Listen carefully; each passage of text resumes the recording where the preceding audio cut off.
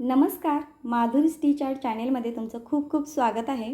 आजच्या व्हिडिओमध्ये मी तुम्हाला सांगणार आहे की खालची शिलाई जर व्यवस्थित येत नसेल तर काय करायचं। तर एका ताईंची कमेंट होती मला की माझ्या शिलाई मशीनची खालची शिलाई व्यवस्थित येत नाही, पण वरची शिलाई व्यवस्थित असते, खालची शिलाई फक्त व्यवस्थित येत नाही, तर यासाठी काय करायचं। तर त्यासाठी मी हा व्हिडिओ बनवत आहे। भरपूर असे व्हिडिओ शिलाई मशीनवर केलेले आहेत, पण ताईंची ही सारखी कमेंट होती म्हणून मी हा व्हिडिओ केलेला आहे। तर चला तर मग आधी पाहूया। तर मशीनची आधी पहिल्यांदा शिलाई जर व्यवस्थित यायची असेल तर आपण मशीनची सुद्धा व्यवस्थित काळजी घेतली पाहिजे, कारण वेळच्या वेळी आपण तेल घातलं पाहिजे। आणि तेल कसं घालायचं, जिथं नट बोल्ट जॉईंट वगैरे असतं तिथं आपल्याला वेळच्या वेळी रेग्युलर तेल घालायचं। तेल घातल्यामुळंच आपलं मशीन व्यवस्थित चालतं, त्यामुळे सुद्धा प्रॉब्लेम होतात की शिलाई वगैरे व्यवस्थित होत नाही। तर तुम्ही म्हणशील की फेविकॉल घालते का काय, तर ही बॉटल माझ्याकडं मी पाऊच आणला होता आणि माझी बॉटल आता सापडत नाही आहे। तेलाचा मी पाऊच आणला होता, त्यामुळे मी फेविकॉलच्या बॉटलमध्ये घातलेलं आहे। आणि इथं सुद्धा आपल्याला घालायचं आहे बघा। इथं दात्री आहे, इथं दात्री आहे, तर इथं सुद्धा इथं नट बोल्ट आहे, त्यामुळे इथं सुद्धा आपल्याला घालायचं आहे तेल। आणि इथं तेल घालते वेळी आपल्याला इथली रिंगी वगैरे काढायची आहे। हे बघा, बॉबिन मी काढून घेतलेली आहे साईडला। हे बघा, बॉबिन वगैरे साईडला काढून घ्यायची इथं तेल घालते वेळी। तर हे बघा, इथं दात्री आहे, तर दात्रीमध्ये तरी रेग्युलर तेल घालायचं। जरी कधी एक दिवस दोन दिवस नाही घातलं तरीही चालेल, पण वेळच्या वेळी तरी तेल घालणं गरजेचं आहे। आणि इथं सुद्धा एक पट्टी आहे, इथं सुद्धा हे थोडंसं नट थोडासा सैल करायचा इथला, आणि इथं सुद्धा आपल्याला तेल घालायचं आहे। इथं रोज घालणं तेल गरजेचं नाही, पण महिन्यातनं एक दोन वेळा तरी इथं आपल्याला तेल घातलं पाहिजे। फक्त हा नट आहे तो थोडासा लूज करायची आणि ही पट्टी वरती करायची आणि इथं तेल घालायचं आहे।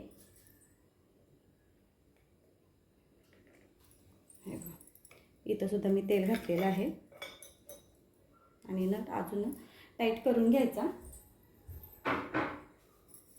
हे बघा, आता व्यवस्थित सगळीकडे तेल घातलेलं आहे। त्यानंतर आपल्याला काय करायचं आहे, तर आता मी तेल घातलेलं आहे, जे वरचं तेल आहे ते आधी व्यवस्थित आधी पुसून घेतो, कारण मला आता लगेच कपडे शिवायचे आहेत।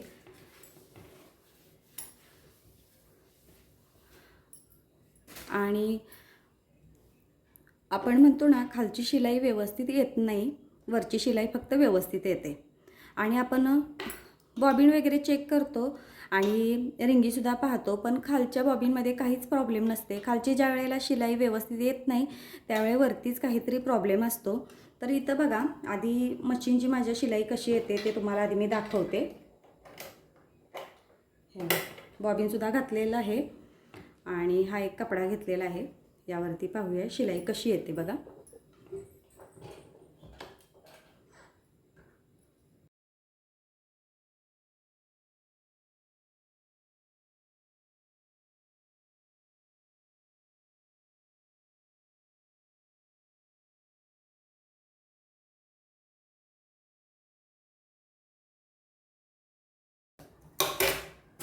तर इथं पाहू शकता, धागासुद्धा वरचा तुटलेला आहे आणि वरची शिलाई बघा कशी व्यवस्थित आहे। वरची शिलाई थोडीफार तरी व्यवस्थित आहे आणि खालच्या साईडची शिलाई बघा, पूर्ण धागा असा अडकलेला आहे। हा असा गुंता होतो बघा धाग्याचा।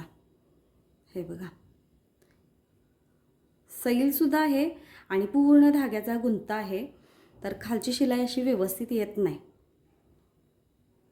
तर बॉबिन रिंगी खालच्या साईडला आपण सेटलला वगैरे काही हात लावायचा नाही, फक्त खालची शिलाई खराब असेल तर वरतीच काहीतरी मशीनला प्रॉब्लेम असतो। तर मी तुम्हाला आज इथं दाखवणार आहे। तर आधी धागा निसटलेला आहे आणि आपण धागासुद्धा घालते वेळी पाहायचं की धागा इथं घोड्यामध्ये या टेन्शनमध्ये घातलेला आहे का, कारण इथं सुद्धा आपण कधी कधी विसरतो धागा घालणं, त्यामुळे सुद्धा शिलाई व्यवस्थित येत नाही। त्यामुळे मशीनमध्ये धागासुद्धा व्यवस्थित घालायचा। आता मी सुईमध्ये धागा घालते, तर आधी इथून घालून घेते धागा।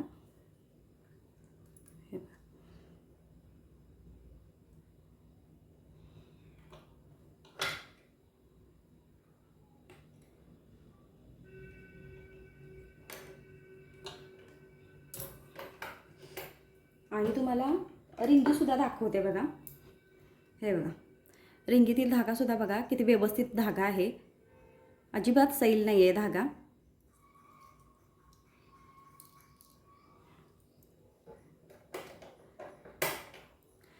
तर हे बघा, आपला प्रॉब्लेम कुठं आहे, खालची शिलाई व्यवस्थित जात नाही तर प्रॉब्लेम कुठं आहे, इथं टेन्शनमध्ये आहे बघा. हे टेन्शन किती बाहेर आलेलं आहे बघा. हे टेन्शनचा जो नट आहे तो किती बाहेर आलेला आहे, तो आपल्याला इथं पूर्ण सैल झालेला आहे. हे बघा, इथंच बघा धागा आपण किती ओढतोय तर किती लगेच धागा इथून येतोय बाहेर. तर इथं आपल्याला काय करायचं आहे, हे टेन्शन आहे ते हा नट आपल्याला थोडासा टाईट करून घ्यायचा आहे. हे बघा, असा फिट्ट करून घ्यायचा. जास्त पण टाईट करायचा नाही, जास्त टाईट केला तर शिलाई करते वेळी धागा सारखा तुटतो.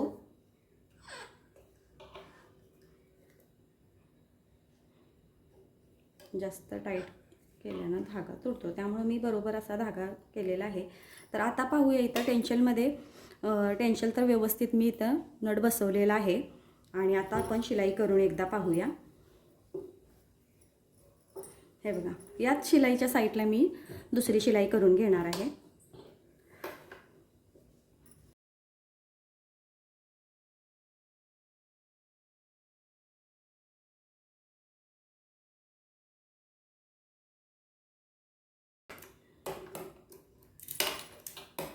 हे बघा, तुमच्या समोरच मी शिलाई केलेली आहे.